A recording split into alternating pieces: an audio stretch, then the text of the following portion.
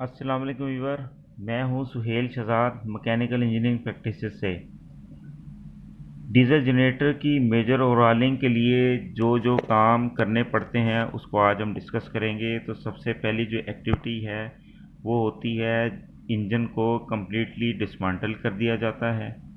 और उसके बाद जब उसको डिसमेंटल कर दिया जाता है तो उसको थारोली क्लीन किया जाता है और इंस्पेक्शन की जाती है पार्ट्स की, कि वो किस हालत में है, क्या वो रिपेयर होने हैं कि या उनको चेंज करना है। यहाँ पे एक एग्जांपल लगाई गई है हेड की। अगर हेड ओवर हीट होने की वजह से इंजन सीज हुआ हो तो वहाँ पे लाइनें पड़ जाती हैं जिसको ग्राइंड करना और उसके बाद फेस करना बहुत ज़रूरी होता है ताकि गैसकेट लगाई जाए जब तो उसमें से किसी किस्म की लीकेज ना हो। और ये एक पूरी लिस्ट भी दिखा दी गई है कि इसमें कौन कौन से ये पार्ट्स हैं, उसको आगे चल के हम डिस्कस भी करते हैं। और साइड पे मैंने एक्सेल में एक शीट लगा दी है कि मैकेनिकल पार्ट्स कौन कौन से इसके लिए रिक्वायर्ड होते हैं और कौन कौन सी सर्विसेज जैसे calibration of fuel injection system वगैरह इसके अंदर सारी डिटेल दी गई है। अब हम आगे चलते हैं।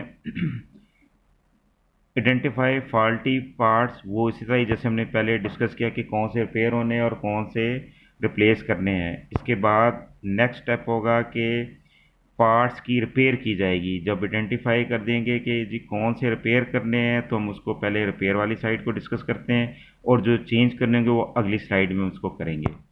तो रिपेयरिंग के लिए सबसे पहले हम हेड भेज देंगे ग्राइंडिंग के लिए और फेसिंग के लिए। और उसके बाद जो वेल्व्स होते हैं उनकी सीट्स को देखना, अगर वहाँ फिटिंग है तो उसको भी ग्राइंड भी करवाया जाता है और उसकी फिर बाद में फेसिंग की जाती है ताकि जब वेल्व दोबारा लगाए जाएं तो अपनी जगह प्रॉपर सीट में बैठें और किसी किस्म की वहाँ पे लीकेज ना करें। इसके बाद फिर जनरेटर में देखा जाता है कि मशीनिंग वर्क कौन कौन सा होने वाला होता है, वो हम करवाते हैं।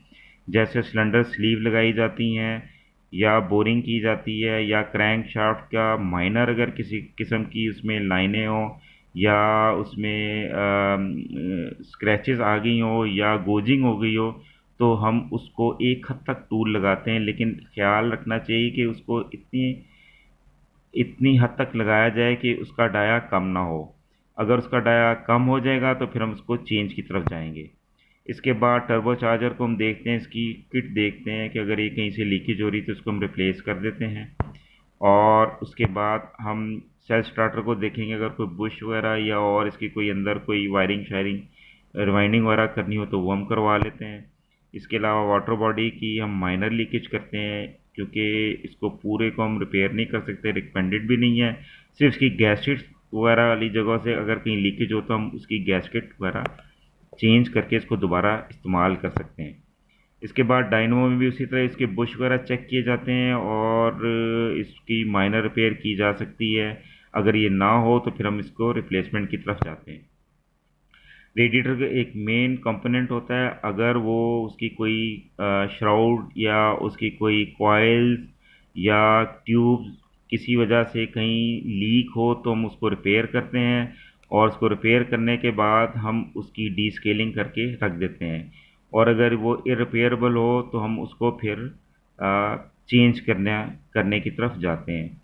अब यहाँ पे आप वाटर पंप भी देख रहे हैं एक साइड पे, जिसको वाटर बॉडी भी कहते हैं। रेडिएटर भी एक फ़ोटो में नज़र आ रहा है आपको, हेड भी नज़र आ रहा है। तो नेक्स्ट स्लाइड की तरफ हम चलते हैं। फ्यूल पंप है, इसमें फ्यूल पंप भी बास का होता है, जब ज़्यादा इस्तेमाल करते हैं तो उसका क्रोम हमें करवाना पड़ता है ताकि वो प्रॉपर प्रेशर के साथ फ्यूल इंजेक्ट कर सके जनसेट के अंदर।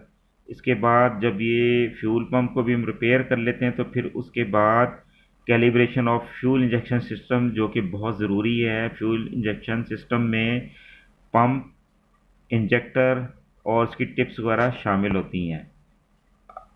इसके अलावा अगर ऑल्टरनेटर में भी किसी किस्म का मसला हो, उसके बेरिंग चेंज करने हो या उसकी रिवाइंडिंग करनी हो तो वो भी इस पोजीशन में जब मेजर ओवरहाल हो रहा हो तो ये करवा लेना चाहिए और उसको ये रिकमेंडेड किया जाता है। इसके बाद अगर हम वो पिछली स्लाइड में तो हम रिपेयर को कर रहे थे, अब जो हमने मैंडेटरी पार्ट्स रिप्लेस करने होते हैं उसमें होता है रिंग पिस्टन और inlet exhaust valve guides inserts, ये सारी चीज़ें हम चेंज करते हैं। और रिंग पिस्टन जैसे पहले बता दिया गया है, सिलेंडर लाइनर या स्लीव्स, उसको भी हम चेंज करते हैं। कनेक्टिंग रॉड और उसके बेरिंग, वो भी हम उसको हर हाल में चेंज करते हैं। इसके बाद टॉप और बॉटम में जो गैस्केट्स होती हैं वो भी हमने ओवरहालिंग के दौरान चेंज करनी होती हैं। केम शाफ्ट और पुश रॉड, अगर पुश रॉड किसी वजह से डैमेज हो गया हो या टेढ़ा हो गया हो और वो केम शाफ्ट को प्रॉपर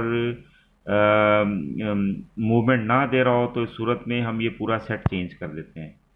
और मेन बेरिंग्स आपको पता है, और बिग एंड बेरिंग जो कि कनेक्टिंग रॉड में जो एक स्मॉल एंड पे होता है, एक बिग एंड पे होता है। बिग एंड साइड जो कि क्रैंकशाफ्ट वाली साइड पे होती है, और स्मॉल एंड जो कि पिस्टन के साथ लगा होता है। इसके अलावा इसकी शाफ्ट के दरमियान जो कनेक्टिंग रॉड में मेन बेरिंग होता है उसको भी हम चेंज करते हैं। और फ्रंट और रेयर ऑयल सील ये हर हाल में चेंज करनी होती है, क्योंकि जब एक जनरेटर 5,000 से 10,000 के दरमियान चल रहा होता है तो उसकी जो रबर पार्ट्स हैं उसकी लाइफ होती है, तो वहाँ से वो लीकेज होना शुरू हो जाती है। और इसके अलावा फ्यूल लिफ्ट पंप, जिसको लिफ्टिंग पंप भी कहते हैं, ये भी हमें चेंज करना चाहिए। और इंजन सेफ्टीज़ को भी देख लेना चाहिए कि क्या वो ऑयल और वाटर की अगर प्रॉपर काम कर रही हैं तो ना चेंज की जाएं, और अगर वो माल फंक्शन कर रही हों तो उसको रिप्लेस कर देना बहुत ज़रूरी है। इसके बाद dynamo, self starter, turbo charger जो कि इररिपेयरेबल हो तो फिर हम इसको चेंज की तरफ जाते हैं। क्रैंकशाफ्ट को रेयर केस में हम चेंज करते हैं, अगर उसमें बहुत ज़्यादा फिटिंग हो गई हो, स्क्रैचेस हो या गोजिंग हो गई हो, तो फिर हम इसको रिप्लेस की तरफ जाते हैं।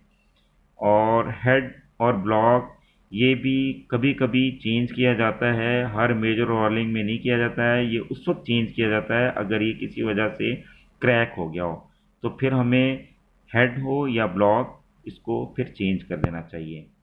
और कंट्रोल पैनल में एवीआर देख लेते हैं, वो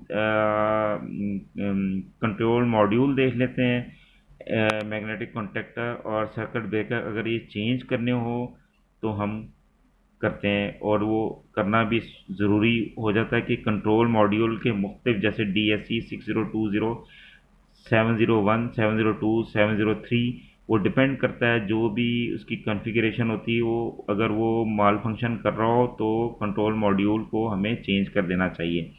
और AVR हमें पता है कि ऑटोमेटिक वोल्टेज रेगुलेटर है, जिसके ज़रिए हम फ्रीक्वेंसी और वोल्टेज को रेगुलेट करते हैं। अगर फ्रीक्वेंसी बढ़ जाएगी तो RPM बढ़ जाएंगे, और अगर RPM बढ़ेंगे तो फ्रीक्वेंसी बढ़ेगी। तो हमारी जो पाकिस्तान में रिकमेंडेड है वो 50 साइकिल है, जबकि फॉरेन कंट्रीज़ में 60। अगर हम इसको टेस्ट करना चाहें और फ्रीक्वेंसी को 50 से बढ़ाएंगे तो इंजन के जो कि पहले 1500 RPM पे चल रहा होता है वो उसके RPM बढ़ जाते हैं।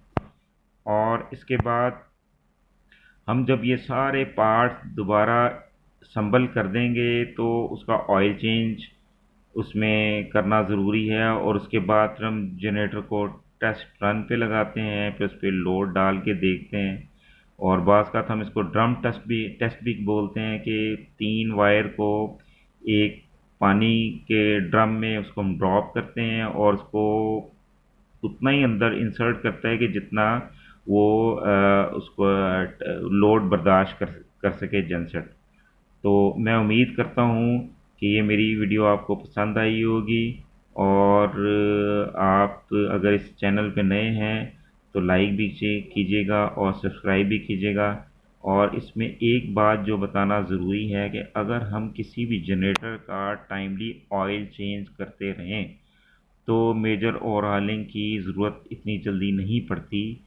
हमारे एक्सपीरियंस में कि 10,000 आवर जो इसके रनिंग आवर्स होते हैं उससे ज़्यादा चलने के बावजूद भी जनरेटर ओवरहालिंग की तरफ नहीं जाता, बशर्तिया अगर किसी किस्म की लीकेज हो या और कोई माल फंक्शनिंग हो रही हो ऑपरेशन के दौरान, तो उसको फौरी तौर पे एड्रेस कर लेना चाहिए, वो ज़्यादा बेहतर है। और हमारे एक्सपीरियंस में है कि 10,000 घंटे चलने के बावजूद भी जनरेटर अच्छी हालत में चल रहे होते हैं और उसको मेजर ओवरहॉलिंग की ज़रूरत नहीं पड़ती। तो ऑयल चेंज बहुत ज़रूरी है किसी भी जनरेटर की लाइफ को बढ़ाने के लिए। इसके साथ ही मैं इजाज़त चाहूँगा। अल्लाह हाफ़िज़।